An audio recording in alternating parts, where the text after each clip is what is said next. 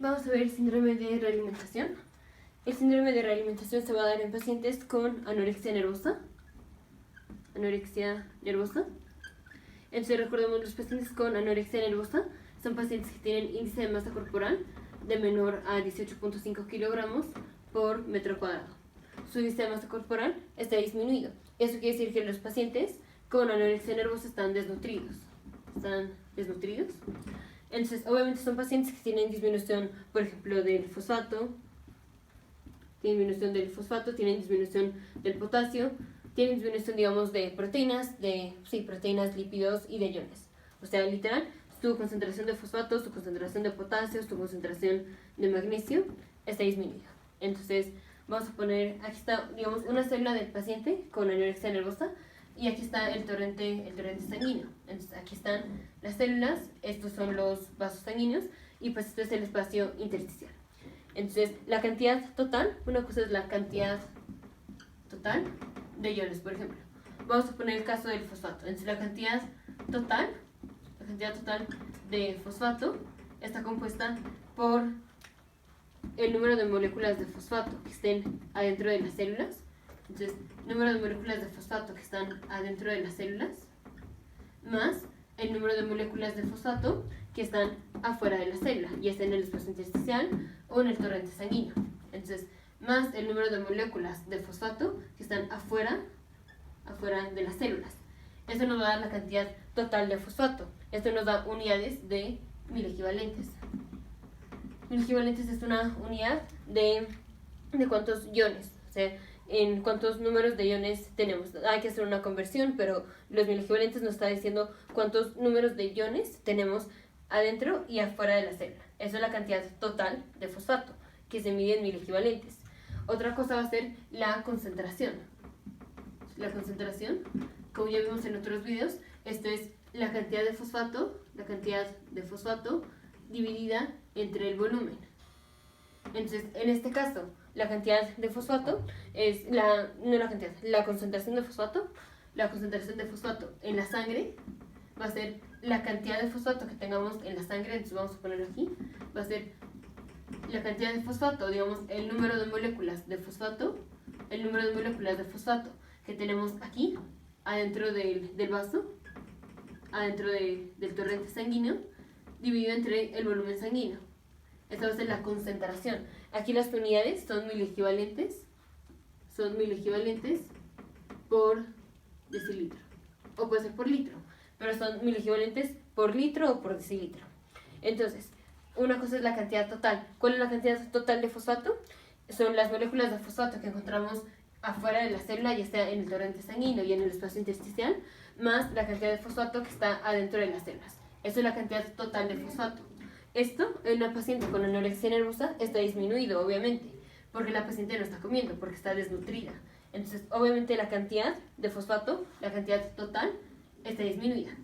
Y la concentración de fosfato, puede ser que la concentración de fosfato aquí en la sangre esté normal. Entonces, ¿cómo puede ser que si la cantidad total de fosfato está disminuida, la concentración de fosfato aquí sea normal?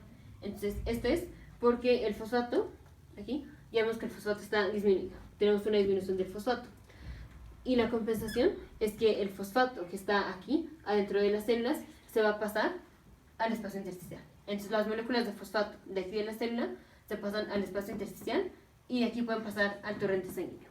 Entonces, el fosfato que está adentro de la célula se pasa, o digamos que sale de la célula. Ahora va a estar afuera de la célula. Entonces, es un paciente que tiene disminución de la cantidad total de fosfato. Eso quiere decir que aquí tiene menos fosfato, le voy a poner menos fosfato. Y aquí también tiene menos fosfato. Entonces, ¿cómo lo hacemos? Para que la concentración de fosfato aquí, en el torrente sanguíneo, sea normal. Entonces, para que el número de fosfatos que tenemos aquí sea el mismo que un paciente normal. Una cosa es que la paciente tenga disminución de todo el fosfato y otra cosa es que tenga disminución del fosfato de aquí. Entonces, ya vimos que el fosfato se pasa de aquí a acá. Entonces vamos a tener fosfato aquí y esto nos va a dar una concentración normal. Una concentración normal de fosfato. Entonces, aunque de manera general el paciente tiene menos fosfato, obviamente. La cantidad de fosfato aquí más la cantidad de fosfato aquí está disminuida en este paciente. Pero como el fosfato de las células se salió al espacio intersticial y de aquí al vaso sanguíneo, eso hace que tengamos proporcionalmente más fosfato aquí. Proporcionalmente tenemos más fosfato aquí. Y al dividir este número de moléculas de fosfato entre el volumen sanguíneo, nos va a dar una concentración normal. ¿Pero por qué tenemos una concentración normal? Porque la cantidad de fosfato que estaba aquí en las células se pasó, aquí los iones de fosfato se pasaron aquí al torrente sanguíneo. Por eso estos pacientes, aunque tienen una disminución total de la concentración de fosfato, su concentración normal, su concentración de fosfato en la sangre está normal. Entonces vamos a ponerlo aquí.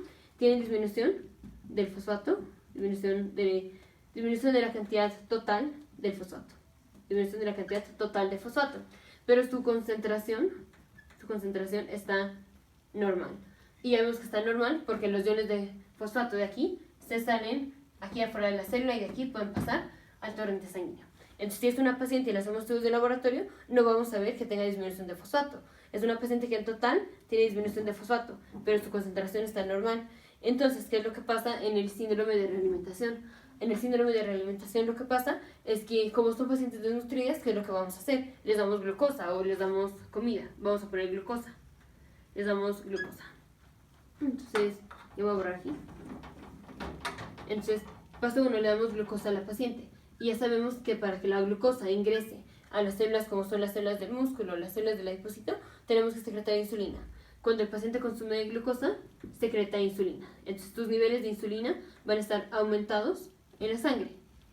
Y en respuesta a la insulina hace que el fosfato se meta a la célula. Entonces aquí tenemos la célula y dijimos el fosfato se salió de la célula y esto nos da una concentración normal de fosfato. Pero cuando el paciente le damos glucosa y produce insulina, la insulina hace que el fosfato se meta a la célula. Entonces el fosfato ahora se está metiendo a la célula. Entonces paso 3, la insulina hace que el fosfato se meta a la célula, Paso 4, si el fosfato ahora se mete a la célula, ¿qué pasa con la cantidad de fosfato aquí? Aquí disminuye la cantidad de fosfato. Entonces, ya vemos que de manera general, pues obviamente la paciente tenía menos fosfato. De manera general, o sea, sumando más este fosfato, estaba disminuido. Pero dijimos tu concentración está normal aquí porque los fosfatos se están pasando al torrente sanguíneo. Entonces, aunque tenía disminución del fosfato en total, tiene concentración normal de fosfato. Pero cuando le damos la insulina, este fosfato se mete a la célula. Y entonces, ahora sí, la paciente se va a presentar con disminución de fosfato.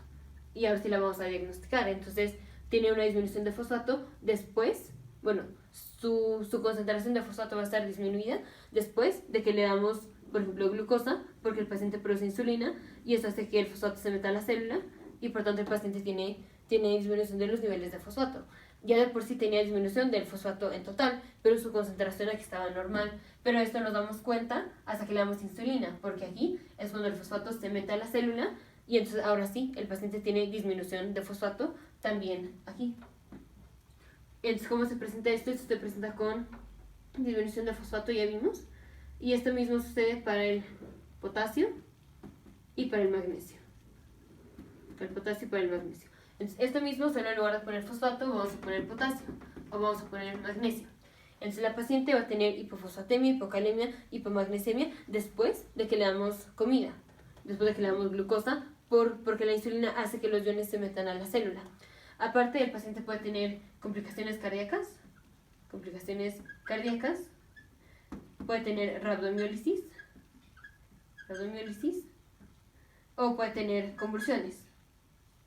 O sea, en respuesta a esto, haberle disminuido la concentración de fosfato, de potasio y de magnesio, o sea, obviamente ya tiene disminución de los niveles totales de fosfato, magnesio y potasio, pero al disminuir la cantidad de aquí de la sangre, porque le metimos los iones aquí a la célula, esto hace que el paciente ahora venga con rhabdomiólisis, convulsiones y o complicaciones cardíacas.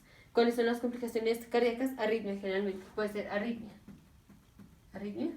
Si le hacemos un electrocardiograma a esta paciente, ¿cómo va a venir la paciente? Entonces, recordamos cómo se ve la hipocalemia en un electrocardiograma. La hipocalemia en un electrocardiograma se ve QRS, T, U. Este es un electrocardiograma normal, esta es la P, este es el complejo QRS, esto es la T.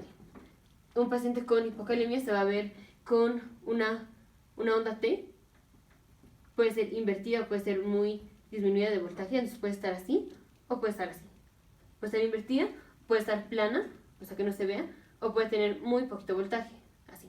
Y esta onda grandota va a ser la onda U, que es raro que lo veamos en los pacientes.